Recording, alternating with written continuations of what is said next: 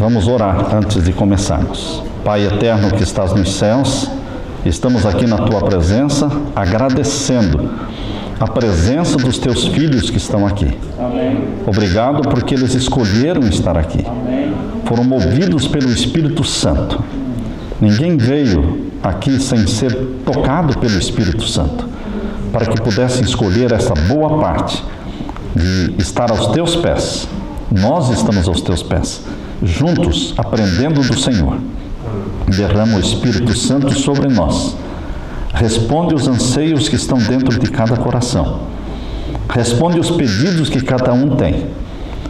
Alguns estão pedindo por emprego, outros estão pedindo por familiares que estão no Brasil, outros estão suplicando por enfermidades para que sejam curadas, outros estão suplicando por filho, por filha, por esposo, por marido, por problemas familiares. Outros estão pedindo ao Senhor fé, que o Senhor aumente a fé, que o Senhor conforte os corações, que o Senhor anime os desanimados, que o Senhor dê esperança para aqueles que já perderam a esperança, que o Senhor levante aqueles que estão caídos. Pai eterno, que o Senhor faça por cada um que aqui está aquilo que só o Senhor sabe, porque só o Senhor lê o coração. O Senhor sabe das necessidades. O Senhor sabe se alguém aqui chorou muito. O Senhor sabe se alguém veio triste para aqui. Eu quero que o Senhor venha alegrar o coração. Amém. Encher o coração de conforto, de paz, de confiança, de esperança. Que todos se sintam na Tua presença, abençoados. Pois é em nome de Jesus que pedimos. Amém. Queridos, abram a Bíblia em Salmos 133. Salmo 133 e vamos ler o verso 1. Salmo 133 e o verso 1. Este salmo que nós vamos ler com vocês é um salmo escrito por Davi e está falando sobre a bênção da união entre os irmãos. Ninguém tinha mais autoridade para falar sobre isso do que Davi. Porque Davi tinha uma família grande, tinha uma família toda encrencada, Davi tinha uma família toda brigada, filhos que brigavam uns com os outros, filhos que se mataram uns aos outros, filhos que abusaram, irmão abusando de irmã. O próprio filho Absalão realmente fez muita maldade para o próprio pai Davi. Então, quando Davi escreveu esse salmo, queridos, ele estava pensando em que bênção seria se todos os irmãos pudessem viver em união. Porque era a experiência própria. Ele chorava, ele molhava o travesseiro toda noite, pensando nas contendas, nas brigas entre os seus próprios filhos. Então, quando você estiver lendo aqui, lembre-se que Davi tinha isso em mente quando ele escreveu o Salmo 133. Vamos ler então, verso 1. Ó, quão bom e quão suave é que os irmãos vivam em união. É como óleo precioso sobre a cabeça que desce sobre a barba de Arão, e que desce a orla dos seus vestidos. Pense que o óleo que era derramado sobre a cabeça de Arão, Arão foi ungido com óleo, e o óleo desceu pela cabeça de Arão, desceu pela barba de Arão e caiu, respingou sobre a sua roupa. E ele está comparando isso como sendo a bênção da união entre os irmãos.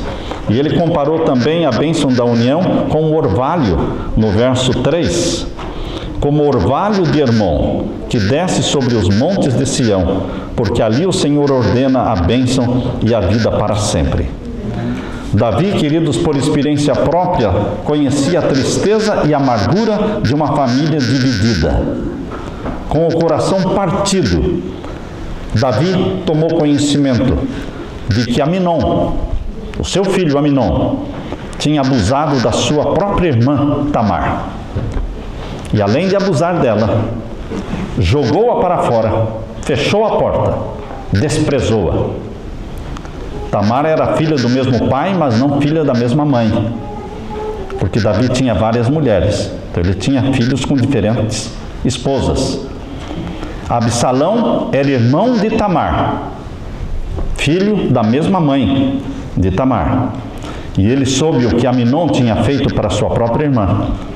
E ele jurou que ia matar Amnon. E matou Amnon.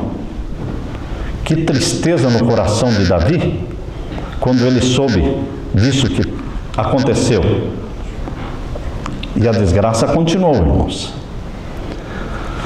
Às vezes as pessoas pensam, Deus perdoa? Deus perdoa. Então vamos pecar, porque Deus perdoa. Queridos, não compensa pecar. Não compensa.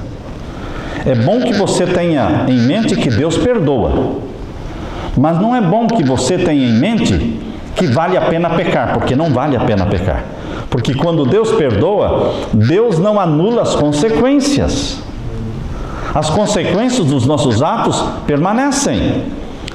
Se eu fumo 20, 30, 40 anos fumando, e aí descubro que faz mal para a minha saúde e peço perdão a Deus, Deus perdoa, você está perdoado, mas ainda você pode morrer de um problema de enfisema pulmonar, ou de câncer, ou qualquer outra doença, porque as consequências permanecem. O caso do pecado de Davi, quando ele adulterou com a esposa de Urias, o Eteu, quando ele teve um caso com Batseba e matou o próprio marido para ficar com a esposa, vejam o que Davi fez. Deus o perdoou porque ele se arrependeu do pecado. E Deus disse, está perdoado o teu pecado. Mas ele perdeu o respeito dos filhos. Os filhos agora começaram a olhar para Davi como uma pessoa que não merecia o respeito. Ele perdeu a credibilidade. E aí os próprios irmãos começaram a fazer coisas erradas e Davi agora não tinha forças para chegar e o quê? Corrigir, chamar atenção. Então a família de Davi virou toda uma briga só. Por isso ele escreveu, queridos, quão bom e quão suave é que os irmãos vivam em união. Jesus traz união. Satanás traz divisão. Pensem sempre. Se você está unindo pessoas, você está sendo usado por Jesus. Se você está separando pessoas, você está sendo usado por quem? Por Satanás. E é tão fácil separar pessoas. É tão fácil você chegar para uma pessoa e falar, olha, o que eu vou falar para você, não diga que fui eu, mas a fulana de tal falou isso de você, falou aquilo de você. Ah, é? Safada. Que sem vergonha. Ela falou isso, teve coragem de falar. Ela falou. Mas não diga que fui eu que estou contando. Essa pessoa está sendo usada por quem, queridos? Por Satanás. Porque ela está o quê? Separando amigos. Está separando pessoas, causando divisão. Jesus une. Satanás separa. Nós precisamos ouvir, queridos, nesta família cristã, quando as pessoas vêm para uma igreja como esta, quando eu estou estudando a Bíblia com as pessoas e as pessoas começam a vir à igreja, eu digo, lembre-se sempre, você está estudando a Bíblia e se preparando para o céu, mas a igreja ainda não é o céu. Porque às vezes as pessoas se decepcionam, né? Ah, eu pensei que eu ia encontrar na igreja todo mundo santinho. Não, irmão. Não é assim. Não é, irmão? Dentro da igreja tem pessoas bondosas, caridosas, bem cristãs, espirituais, mas tem pessoas mornas, pessoas que não estão assim, não é? Muito firmes e que a língua ainda está um pouco escorregando, não é? Porque está num lugar molhado, não é? A língua está num lugar molhado, é fácil ela escorregar. Entende, irmãos? Então, eu já quando estudo a Bíblia com as pessoas, eu preparo, olha, você está vindo para a igreja de Deus, que estuda a Bíblia, mas ainda não é o céu, porque lá dentro você vai encontrar trigo e vai encontrar joio. Então, fique preparado, porque o céu ainda vai vir, mas aqui na terra ainda não é o céu. Aí a pessoa está pronta, preparada, tá certo? Não vai se decepcionar. Então, nós precisamos ser pessoas que unem. Eu cheguei numa cidade no estado do Paraná, não vou dizer o nome da cidade, porque este sermão ele é apresentado na internet e as pessoas podem identificar quem seja a pessoa, não é? Mas é no estado do Paraná. Cheguei numa igreja onde um membro da igreja estava de mal com o outro. Não se conversavam. Quando o pastor novo eu cheguei, já me disseram, o fulano não conversa com o fulano. Já foram amigos no passado. São até parentes, mas não se conversam, não se cumprimentam. Os dois sentam dentro da mesma igreja, mas bem um longe do outro. E eu e a minha esposa fomos na casa de um e perguntamos para ele, escuta, você nunca teve amizade com o fulano e tal? Não, eu tinha amizade, e nós éramos os melhores amigos. Verdade? Sim. E era bom aquele tempo? Não, era um tempo maravilhoso, aquele cara lá e eu éramos assim, como irmãos. Nós saímos juntos, pescávamos juntos, jogávamos bola juntos. E ele era realmente um amigão seu, sim, e você gostava dele, gostava. E aí ele começava, mas ele me aprontou uma, e aí falava mal. E eu ficava ouvindo. Aí eu fui na casa do outro e disse para o outro, você e o fulano já foram amigos alguma vez? Ah, lógico que já fomos. É bem que ele me falou mesmo, que ele gostava muito de você. Que naquele tempo que vocês eram amigos, você era o melhor amigo dele, que você era uma pessoa maravilhosa. E o outro ouvindo falou, verdade? Ele falou que eu era uma pessoa maravilhosa? Sim, eu não estava mentindo, certo, irmãos? Eu só estava contando o lado bom, que ele tinha falado realmente o lado bom. Eu só não contei o lado ruim. E o outro ficou todo interessado e disse, não, realmente eu também gosto dele. Ele também era uma pessoa maravilhosa e eu gosto dele ainda, mas aconteceram alguns problemas e assim. E eu voltava lá, na casa do outro e disse, sabe que eu fui visitar o fulano e ele me falou que tem muita saudade daquele tempo. Queridos, para encurtar a história, em poucos meses, eles estavam se visitando de novo, estavam amigos, abraçados, unidos. Se você une pessoas, você está sendo usado por Jesus. Se você separa pessoas, você não está sendo usado por Jesus. Quão bom e quão suave é que os irmãos vivam em união. Durante os sombrios dias da Segunda Guerra Mundial, quando uma nuvem de desesperança cobria as nações, porque o nazismo de Hitler estava dominando o mundo. Vocês lembram que Hitler tinha dominado já todos os países da Europa, faltava a Inglaterra e faltava a Rússia.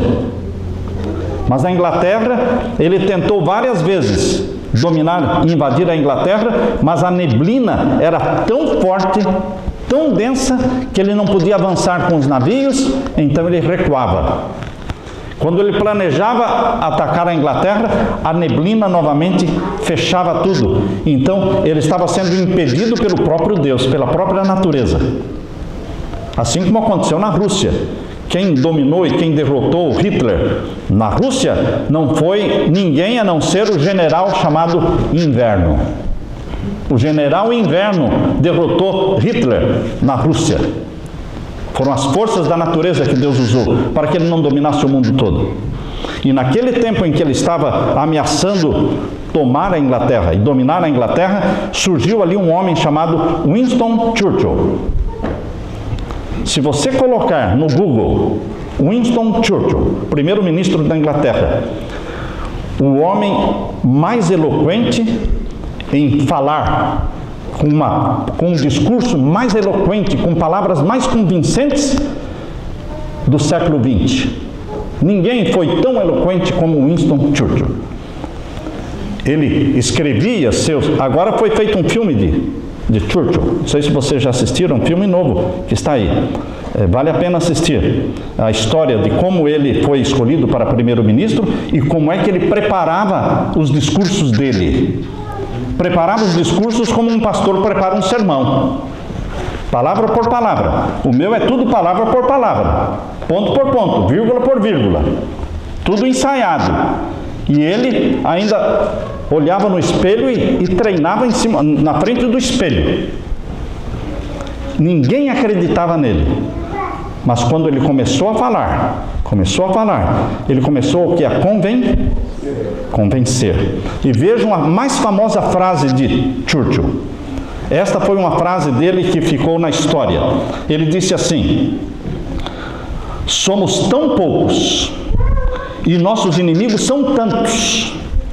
Nosso ideal é tão grande que não podemos permitir que disputas irrelevantes minem nossa unidade e debilitem o poder da nossa mensagem. Porque os ingleses estavam divididos, estavam querendo aceitar o domínio de Hitler, estavam se submetendo a Hitler. A maioria queria se submeter, fazer acordo. E Churchill, não queria fazer acordo com o nazismo, porque eles seriam escravizados pelo nazismo.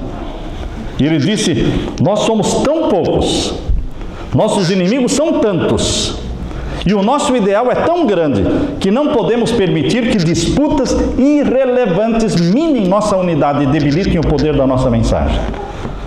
Queridos, esta frase de Churchill, eu parafraseio, eu quero usar esta mesma frase para aplicar para a Igreja de Deus. E eu diria assim: nós como povo de Deus, e é bom saber que Churchill venceu, não é? Venceu. Hitler caiu e Churchill segurou a Inglaterra vitoriosa. Fez um milagre que contou com a bênção de Deus. Mas sobre a Igreja de Deus, que às vezes estão assim meio divididos, vamos dizer assim: nós como povo de Deus somos tão pouquinhos, o mundo lá fora é tão grande e nós somos tão pouquinhos, e a missão que Deus nos deu de evangelizar o mundo é tão grande, que nós não podemos permitir que pequenas diferenças entre eu e você, entre pessoas e pessoas, venham o quê? Minar a nossa unidade e debilitar o poder da nossa pregação. Pessoas estão morrendo lá fora sem Jesus e nós aqui discutindo a cor do carpete. Entendeu o que acontece às vezes na igreja? As pessoas morrendo sem Jesus e outros discutindo a cor que vão colocar na parede da igreja. Não, queridos, nós não podemos ficar discutindo coisas tão irrelevantes. Isso não está acontecendo aqui, eu só estou citando um exemplo, certo? Mas nós não podemos ficar brigando por coisas tão pequenas quando as pessoas estão morrendo sem Jesus lá fora, ou morrendo de fome sem ter o que comer. E nós temos a obrigação de levar a palavra de Deus a elas e nos unirmos para isso. Nós nos unimos para salvar. Nos unimos para salvar. E as diferenças? Deixa para lá as diferenças. Vamos nos unir no principal. E qual é o principal? Salvar pessoas, prepará-las para a volta de Jesus, abrir a Bíblia para elas. E as diferenças? Deixa de lado. O que você faz quando você vai comer uma carne de peixe? Quando você vai comer carne de peixe, se você pode falar assim: não, eu não vou comer carne de peixe porque tem espinho. Não, as pessoas não deixam de comer a carne de peixe porque tem espinho. O que elas fazem? Tira o espinho, deixa o espinho de lado. A não ser que você queira comer o espinho, né? Não, mas geralmente as pessoas deixam o espinho de lado e comem o quê? A carne limpa. A mesma coisa. Deixa as diferençazinhas de lado e vivam daquilo que existe de bom em cada um. Deixem as diferenças. Queridos, isso vai nos fazer um povo o quê? Unido, forte, dentro das famílias. Irmãos e irmãs, pais e filhos, deixem de lado o quê? As diferenças. Respeitem os pensamentos diferentes. Nós temos que aprender a discordar com elegância. Olha, o seu ponto de vista é interessante. Eu não aprovo, não gosto desse ponto de vista seu, mas eu respeito e você tem todo o direito de pensar assim. Eu não penso assim, mas eu tenho respeito. E até admiro você porque você teve a coragem de expor o seu pensamento sabendo que é diferente do meu. Eu até respeito e admiro. Porque tem pessoas que não têm a coragem de expor, e ficam assim magoadas, quietinhas, não falam, mas não estão contentes. Por isso, queridos, Davi, o suave cantor de Israel, usou esta ilustração aqui em Salmo 133, verso 1, dizendo: ó quão bom e quão suave que os irmãos vivam em união. É como óleo descendo pela cabeça e pela barba de Arão. É como o orvalho de Hermon que desce sobre os montes de Sião.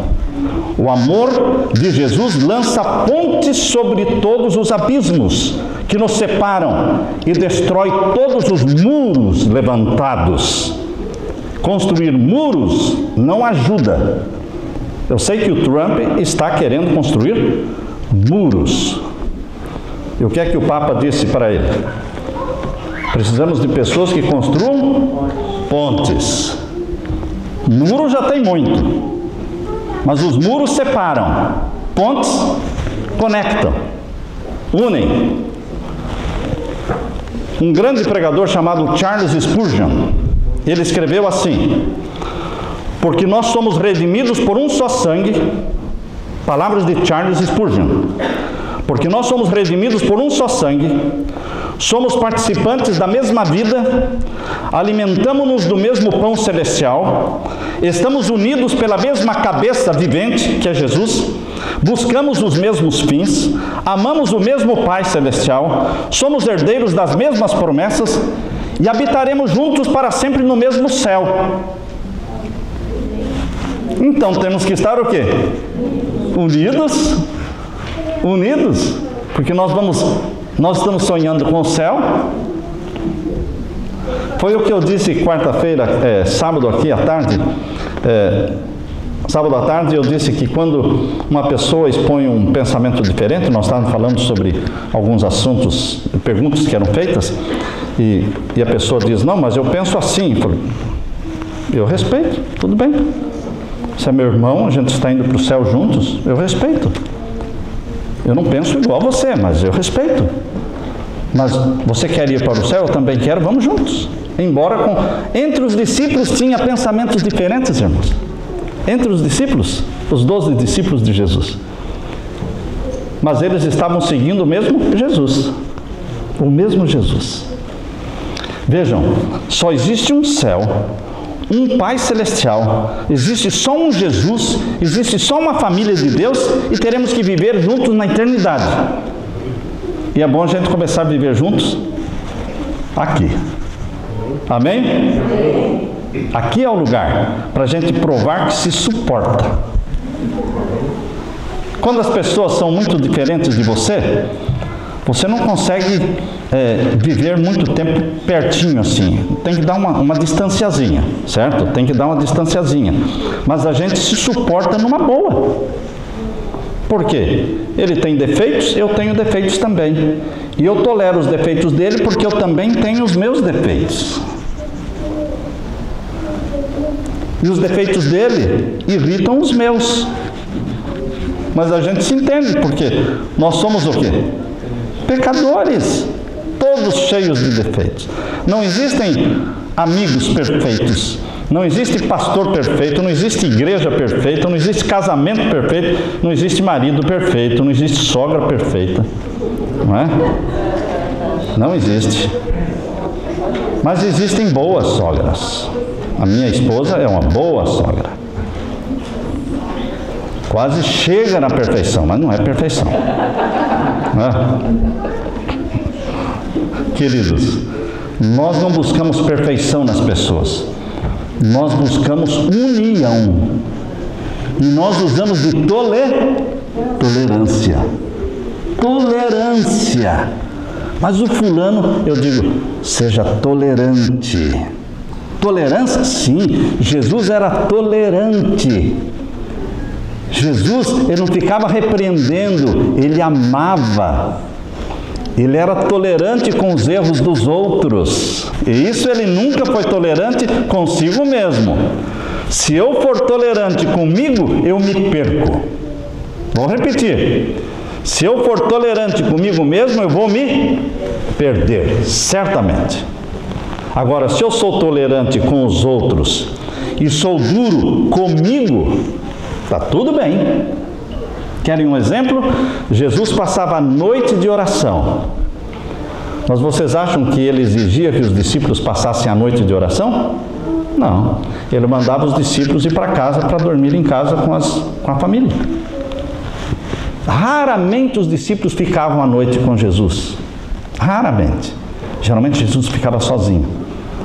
Ele era mais duro com ele e mais tolerante com os outros. Nós temos que aprender para vivermos bem em família, para vivermos bem em igrejas, para viver bem em sociedade, nós temos que aprender tolerância com os outros. Esse negócio de tolerância zero, fome zero, tudo bem, irmãos. Mas tolerância zero não funciona. A gente fica ali no pé da pessoa, não, ele fez isso para mim. Calma, companheiro, ele não é perfeito, ele errou. Seja tolerante. Não, para mim fez uma vez, fez para sempre, morreu. Isso é tolerância ou o quê? Zero. Não funciona, meu irmão. Você vai fazer inimizade com um monte de gente, vai viver infeliz, amargurado. Você não vai encontrar gente perfeita nesse mundo. Nós não podemos usar a palavra tolerância zero. Só podemos ser duros com nós mesmos. Lembre-se que você tem todo o direito de discordar e dizer por que está discordando. Mas diga por que está discordando para a pessoa de quem você está discordando, mas não para outros. Levem com vocês esse princípio. Você discorda. Você não concorda com a pessoa. Tem todo o direito. Mas você fala para quem? Para ela. Você não vai ficar falando dela. Você fala para ela. É até bom você falar para ela, porque você pode abrir os olhos dela e ela pode dizer, eu nunca tinha pensado assim, eu nunca tinha visto desse lado. Esse ponto de vista que você está apresentando, para mim é novo, eu nunca tinha pensado desta forma. Mas se eu fico falando dela e não para ela, eu vou estar separando irmãos. Separando irmãos. E de repente as pessoas não são mais amigas e nem sabem por que não são mais amigas. Porque alguém soprou no seu ouvido e você começou a não gostar de uma pessoa com quem você nunca conversou. Você nunca conversou com a pessoa e já não está gostando dela. Eu tenho uma sobrinha que é assim. Essa sobrinha minha, ela se esquenta fácil. Você começa a falar uma coisa, ela fala, tio, eu já estou com uma raiva dessa pessoa. Falei, fulano, você nem conhece essa pessoa. Não, só pelo que você contou, eu já estou. Então, pelo que você fala, você faz com que pessoas odeiem outras pessoas que nunca viram. Nós temos que ser usados por Jesus para unir, e não para... O que mais Jesus deseja é união entre os irmãos. Abra a Bíblia agora em João capítulo 17. João capítulo 17. Hoje nós temos o costume de querer convencer as pessoas pelas doutrinas da Bíblia. Abrir a Bíblia e provar biblicamente que tal doutrina é certa. Este não era o método de Jesus. Vejam o método de Jesus de convencer as pessoas. João capítulo 17, verso 21 e 22. Todos acharam? Vamos ver qual era o método de Jesus de mostrar para o mundo a verdade. Vamos ler capítulo 17 de João, verso 21 e 22. Para que todos sejam o quê? Um. Como tu, ó Pai, o és em mim, e eu em ti, que também eles, ou seja, os membros, os meus discípulos, os meus irmãos, sejam também o quê? Um em nós, para que o mundo creia que tu me enviaste. Quando é que o mundo vai crer que Jesus Cristo é o Salvador do mundo? Quando o mundo observar união entre os irmãos de Cristo. Se o mundo não percebe que existe união, o mundo diz, eu não quero isso aí. Eu não quero, você vive brigado, você fala mal de todo mundo. Não, eu não quero isso para mim. Porque isso não atrai.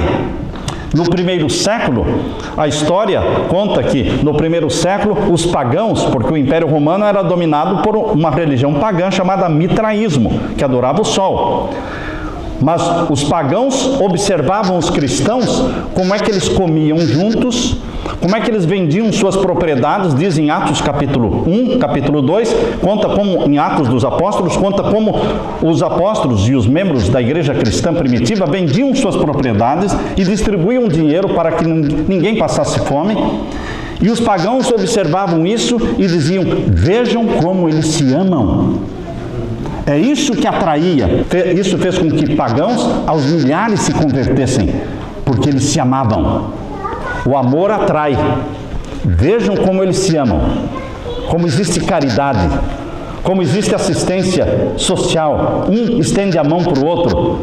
Eles não estão estendendo o dedo, eles estão estendendo o quê? A mão. Que bênção, queridos! Uma forma de atrair as pessoas. E aqui diz que no Canadá, uma menina de 3 anos se extraviou da casa dos seus pais. Os pais moravam perto de uma mata e a menina de 3 anos sumiu. Buscaram esta criança por 2 dias, buscas incessantes. 2 dias buscando a menina. Um grupo de homens e mulheres se dividiram, um foi para cá, outro foi para lá, e foram procurando, vasculhando a mata, tentando descobrir a meninazinha. 2 dias de busca e nada acharam. E aí o líder do grupo disse: olha, não adianta continuar mais. Nós estamos cansados, há 2 dias sem dormir, estamos exaustos, vamos ter que parar a busca. E o pai da menina, com lágrimas, clamou: por favor, não parem. Vamos tentar mais uma vez. Por favor, vamos tentar mais uma vez. Só que desta vez vamos fazer diferente. Não vamos nos espalhar, cada um indo para cá, outro indo para lá. Não, vamos nos dar as mãos, vamos nos aproximar um do outro, ombro com ombro, segurando um na mão do outro, e vamos avançar pela mata, segurando um na mão do outro. A última tentativa. E começaram de mãos unidas, ombro com ombro. Dentro de poucos minutos, um homem gritou: para todo mundo, eu estou vendo aqui alguma coisa. No meio de um arbusto, de um mato, ele mexeu o mato e ali estava o corpo da menina. Infelizmente, ela já estava morta. Ele pegou o corpo da menina e colocou nos braços do pai, que em choro dizia: oh meu Deus, por que é que nós não nos demos as mãos antes? Por que não demos as mãos antes? Queridos, as pessoas lá fora estão morrendo sem Jesus. E nós precisamos dar as mãos. Ah, mas eu não gosto dele. Ninguém está pedindo para você gostar. Deus está pedindo para você amar. E há uma diferença entre gostar e amar. Gostar, você gosta de gente que tem afinidade com você. Quem gosta de esporte, gosta de gente que gosta de esporte. Certo? Quem gosta de pescar, gosta de gente que gosta de pescar. Tem alguma coisa errada nisso? Não, não tem nada errado, está tudo certo. Quem gosta de jogar bola, gosta de gente que gosta de jogar bola, porque eles conversam, têm afinidade um com o outro. Mas, queridos, Deus não quer que você goste, Deus quer que você ame. E quando você decide amar, você só precisa de Jesus. Porque quando nós amamos, não depende da pessoa ter afinidade comigo ou não. Eu amo porque amar não é um sentimento. Gostar é sentimento. Gostar é sentimento. Você gosta de pessoas assim como gosta de comida. Porque o sabor daquela comida te agrada, você gosta. Se não agradasse, você não gostaria. Porque tais pessoas te agradam, você gosta. Se não te agradassem, você não gostaria. Porque gostar é sentimento. Mas amor não é sentimento. Amor é decisão. Eu decido amar uma pessoa. Ela seja feia ou bonita. Mesmo ela tendo falado mal de mim. Mas eu decido amar esta pessoa, orar por ela. E me prontificar em ajudá-la se ela precisar. Aqui está o meu telefone, se você precisar, é só me chamar. Ela vai ficar pensando: o que aconteceu? Eu falei mal dele? Eu critiquei, eu caluniei? E ele disse, me deu o telefone dizendo: se você precisar de mim, pode me chamar. Estou disposto a te ajudar. Estou orando por você. Você não precisa gostar. Quando você encontra uma pessoa que fala mal de todo mundo, tem pessoas que têm vícios, não é? Tem o vício de bebida alcoólica, vício de fumar, vício disso, mas tem o vício também do mexerico, né? Tem o vício, a pessoa não consegue, a boquinha, ou bocona, né? Queridos, e todo lugar tem pessoas com problemas de fraquezas diferentes. Você não consegue gostar da pessoa assim, mas você consegue amar. Porque quantas vezes eu cheguei na igreja, a gente chega e aquela pessoa, né? Mas vamos orar por ela. Orar, porque ela quer se salvar e eu quero me salvar, eu vou orar por ela, embora eu não goste do jeito dela, a maneira como ela fica falando, tentando descobrir segredos das pessoas e passando os segredos para os outros, dividindo amigos, mas vamos orar por ela. Por isso, queridos, é uma decisão amar essa pessoa. Eu decide em oração, e na oração a gente fala: Senhor, eu não gosto do fulano ou da fulana, o Senhor sabe disso, não estou sendo falso, o Senhor sabe que eu não gosto, mas eu quero amar, e eu estou decidindo amar. O Senhor me ajude a amar, a orar por essa pessoa, porque eu quero união e não quero separação. Ó, quão bom e quão suave que os irmãos vivam em união, queridos. Em favor dos milhares que morrem perdidos cada dia, sem conhecerem Jesus, deveríamos juntar as nossas mãos, esquecendo as pequenas diferenças, pois a missão nossa é muito maior do que as nossas diferenças. Gravem esta frase: a nossa missão é muito maior do que as nossas diferenças. Evangelizar o mundo, salvar almas. E eu quero terminar lendo com vocês Romanos capítulo 12. Romanos capítulo 12, o verso 9 em diante. Abra sua Bíblia em Romanos capítulo 12, verso 9 em diante. São conselhos que Paulo está dando para mim e para você. Capítulo 12 de Romanos, versos 9 em diante. Todos acharam?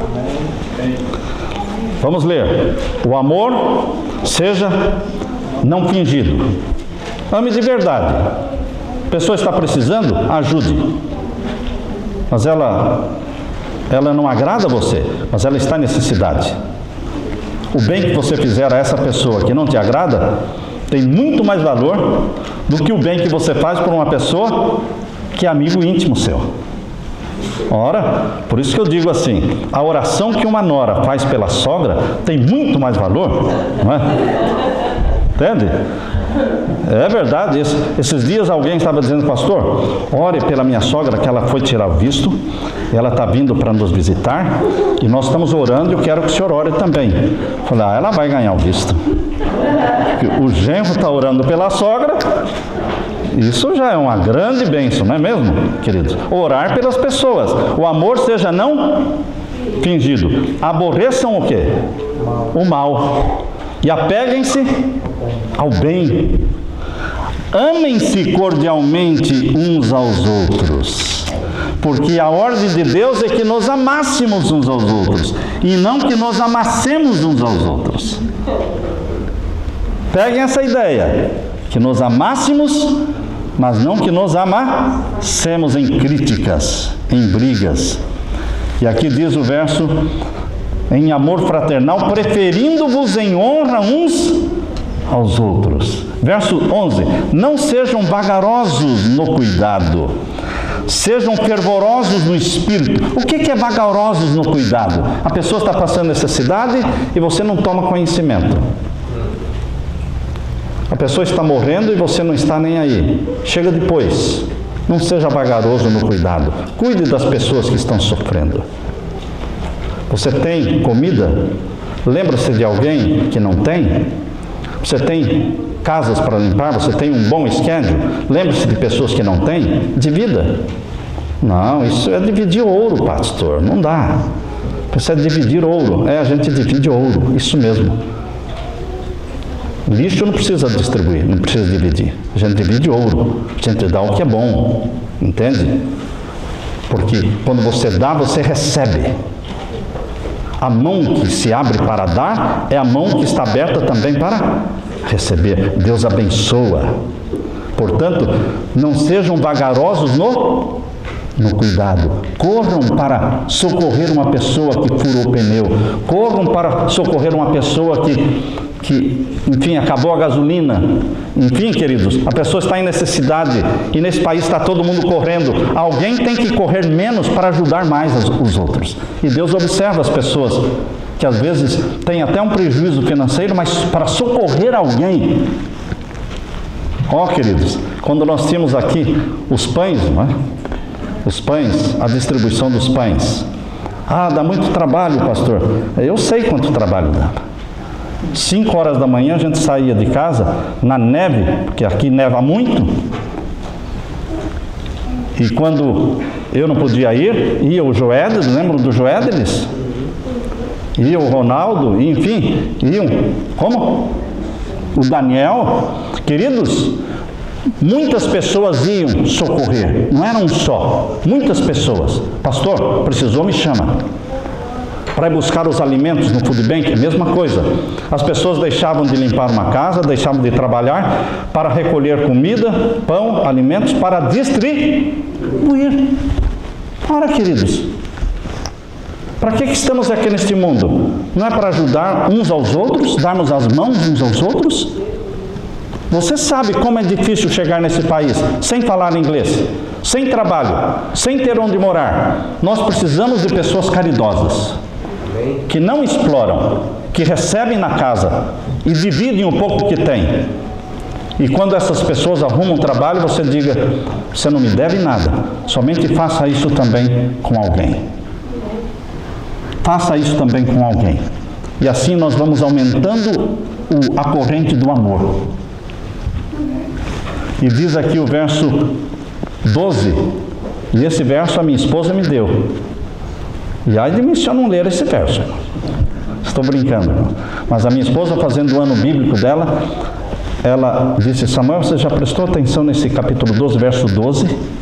Diz aqui: alegrem-se na esperança. Cristão não é para ser triste, meu irmão. Pessoa triste não atrai.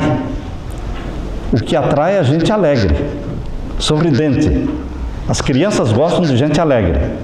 Por isso Jesus era alegre, porque as crianças gostavam de vir no colo de Jesus. Há pessoas que dizem que Jesus era um semblante triste, que não sorria. Eu não sei onde é que eles descobriram isso, porque isso não está na Bíblia, irmãos. Porque Jesus era uma pessoa alegre, as crianças corriam para o colo dele. Criança não corre para o colo de alguém com cara fechada, carrancuda.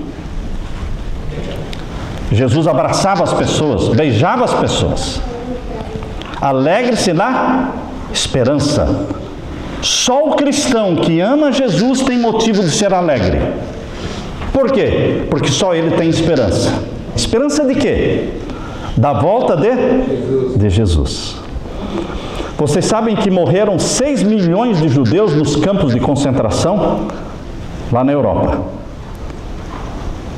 E desses 6 milhões que morreram, muitos outros judeus sobreviveram por causa desta palavrinha esperança. Fazendo uma entrevista com pessoas que sobreviveram do Holocausto, uma delas disse: nós sobrevivemos porque nós tínhamos esperança de sair dali. Esperança de que a guerra ia acabar. Esperança de que a libertação ia chegar. Isso nos deu força para continuar vivendo. Esperança te dá força para viver. Sabem? A esperança da volta de Jesus te dá força para enfrentar as tribulações, as perseguições, as murmurações, as dificuldades. A esperança nos dá força. Alegre-se, portanto, na esperança.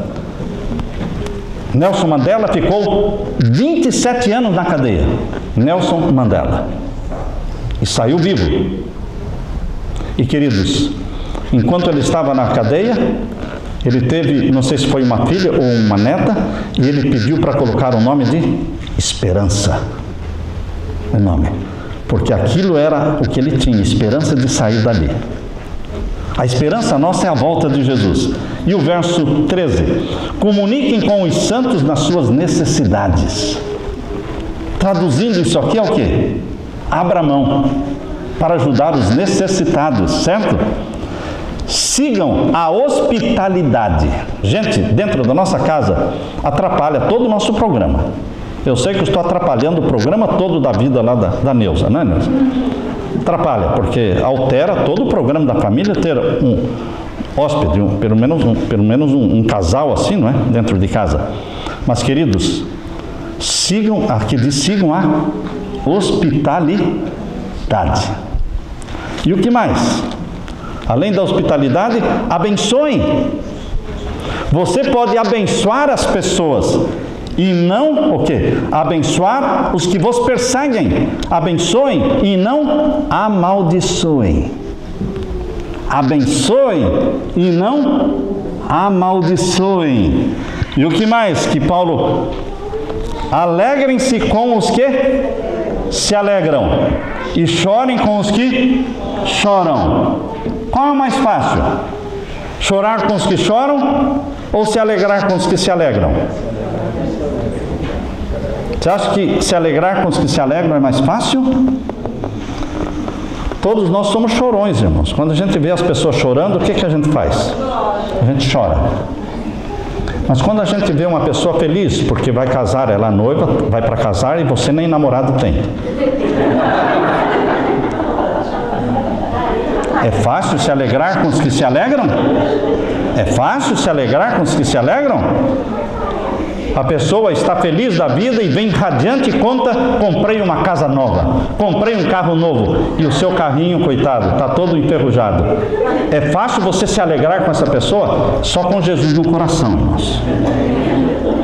A natureza humana não me deixa me alegrar com os que se alegram. Mas quando Jesus Cristo gera em você a natureza santa dele, quando o Espírito Santo faz de você um filho de Deus, você começa a se alegrar com os que se alegram. Porque ele passou no concurso, passou no vestibular, você reprovou, mas você está feliz porque ele passou. Você tem que aprender a se alegrar com os que se alegram e não só chorar com os que choram. E o verso 16: sejam o quê? Unidos, unânimes. Não ambicionem coisas altas, mas se acomodem às coisas humildes. Não seja sábio em si mesmo. Não ache que você é o dono da verdade. Não. Seja humilde. E agora o verso 17: não torne o mal por mal. Sabe de alguém que falou mal de você, fez mal para você? Planeje fazer o bem intencionalmente. Posso contar uma experiênciazinha bem curta? Teve uma pessoa que me deu muito trabalho no Brasil. Falou muito mal de mim. Quando eu vim para os Estados Unidos, isso em 1997, eu encontrei a filha desta pessoa e eu fiz questão de ajudá-la. Fiz questão de passar uma importância e dinheiro para ela, porque ela estava necessitada. Dias depois, quando esta menina contou para mim, falou: olha, eu contei para o meu pai que você me ajudou aqui. Eu disse para ele o que você tinha feito por mim. Eu não sei porquê, mas ele chorou quando eu contei. Ela não sabia, mas ele tinha feito muito mal para mim. E quando ele ouviu que eu fiz o bem para a filha dele, fiz o que eu pude pela filha dele, aquilo tocou o coração dele.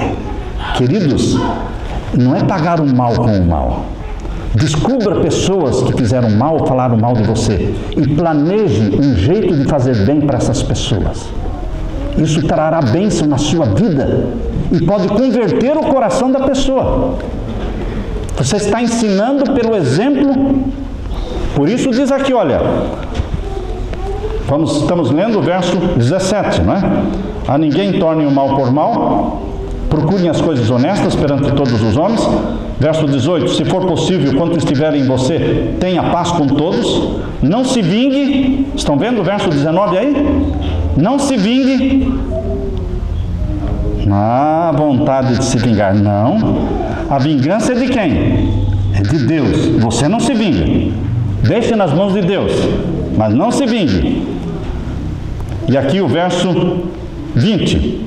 Portanto, se o teu inimigo tiver fome, o que você tem que fazer? Dar de comer para ele. E se tiver sede, dar de beber para ele.